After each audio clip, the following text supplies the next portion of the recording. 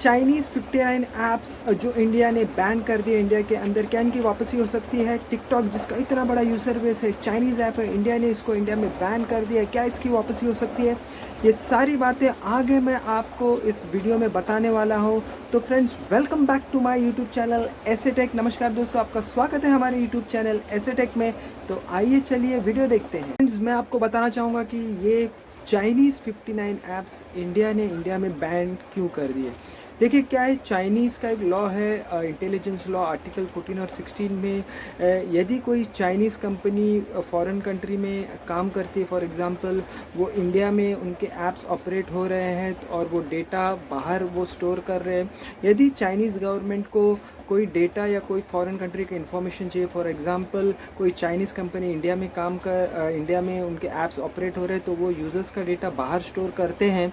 तो यदि चाइना को वो डेटा की आवश्यकता होगी तो वो उस चाइनीज़ कंपनी से डिमांड करके वो डेटा उनसे मांग सकती है और चाइनीज़ कंपनी उसको इनकार नहीं कर सकती, उनको लॉ के हिसाब से वो डेटा उनसे शेयर करना होगा। हमारी जो इंडियन इंटेलिजेंस है उन्होंने एक रिपोर्ट पेश की, उस रिपोर्ट में बताया कि ये 59 ऐप्स इंडियन यूज़र्स का डेटा जो है यूज़ कर रहे थे। जैसे कि इनके सर्वर्स बाहर है, फॉर एग्जांपल टिकटॉक का जो सर्वर है वो सिंगापुर में, तो इंडियन यूज़र्स का जो डेटा है ये सिंगापुर में स्टोर होता है। तो चाइनीज़ लॉ के हिसाब से यदि उनको उस डेटा की आवश्यकता होगी तो उस बाईटांस कंपनी जो है ये टिकटॉक को ऑपरेट करती है तो उनको उस लॉ के हिसाब से चाइनीज़ गवर्नमेंट से वो डेटा शेयर करना होगा इंडियन यूज़र्स का।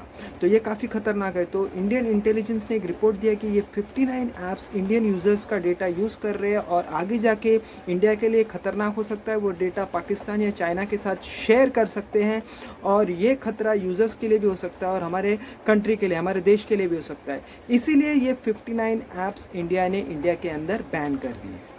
तो फ्रेंड्स, आप पूछेंगे कि कैसे पता चलता है कि कोई भी बाहर की कंपनी इंडियन यूज़र्स का डेटा यूज़ कर रही है। देखिए क्या है, एप्पल में iOS 14 के अंदर एक फ़ीचर है जिस पर यूज़र को पता चल जाता है कि जो ऐप उन्होंने डाउनलोड किया उनका डेटा कौन सा यूज़ कर रहा है, यदि वो विदाउट परमिशन उनका डेटा यूज़ कर रहा है। फॉर एग्जांपल, यदि वो ऐप उनके विदाउट परमिशन से कोई उनके फ़ोन के अंदर डेटा यूज़ कर रहा है तो उनको नोटिफिकेशन जाता है।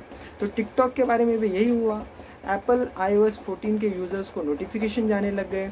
तो क्या होता था, जब एप्पल के यूज़र्स कोई भी टेक्स्ट टाइप करके उसको कॉपी पेस्ट करते थे तो वो जो टेक्स्ट है वो क्लिपबोर्ड में सेव हो जाती है, तो टिकटॉक वहाँ से वो रीड करता था। तो ये नोटिफिकेशन जब एप्पल यूज़र्स को जाने लग गई तो उन्होंने टिकटॉक से कंप्लेंट किया, तो टिकटॉक ने तुरंत हड़बड़ाहट में अपने सॉफ्टवेयर को अपडेट कर दिया। तो सोचिए, तो ये तो नोटिफिकेशन उनको जा रही थी, तो एंड्रॉयड यूज़र्स कितने हैं इंडिया में, उनको तो कोई नोटिफिकेशन नहीं जाता, तो टिकटॉक उनका डेटा कितना यूज़ करता होगा। तो एंड्रॉयड जो सॉफ्टवेयर बनाते हैं उन्होंने इस बात को ध्यान रखना चाहिए कि एंड्रॉयड यूज़र्स के लिए भी ऐसा नोटिफिकेशन जाना चाहिए यदि कोई ऐप उनका डेटा यूज़ कर रहा है। तो ये बहुत ही इम्पॉर्टेंट बात है। सोल्यूशन क्या है इन कंपनीज़ को इंडिया में आने का? देखिए, टिकटॉक, ये बाईटांस कंपनी टिकटॉक को हैंडल करती है। ये कंपनी चाइनीज़ कंपनी है और टिकटॉक का तो बहुत बड़ा यूज़र बेस है इंडिया में, उनको काफ़ी नुकसान हो रहा है। तो उन्होंने क्या करना चाहिए, टिकटॉक को इंडिया में इंडियन कंपनीज़ के रूल एंड रेगुलेशन के हिसाब से इंडिया में रजिस्टर करना चाहिए और जो सर्वर्स बाहर है, सिंगापुर में टिकटॉक के सर्वर्स है, उसको इंडिया में लाना चाहिए और इंडियन रूल एंड रेगुलेशन के हिसाब से उनको चलना चाहिए और टिकटॉक को एक इंडियन कंपनी बना देनी चाहिए।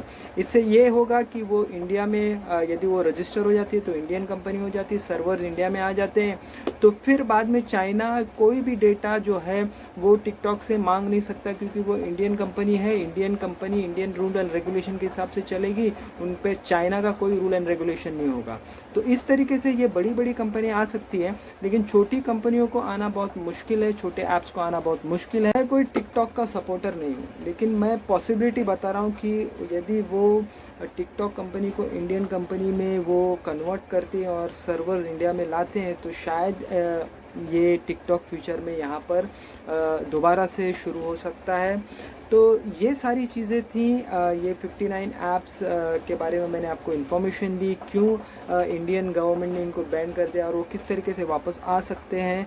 तो मैं अपनी वीडियो यहीं एंड कर रहा हूँ। तो दोस्तों, यदि आपको वीडियो अच्छी लगी तो आप इसे लाइक कीजिए, शेयर कीजिए और मेरे चैनल को सब्सक्राइब कीजिए। तो मिलते हैं हम अगली वीडियो में, तब तक के लिए बाय, टेक केयर।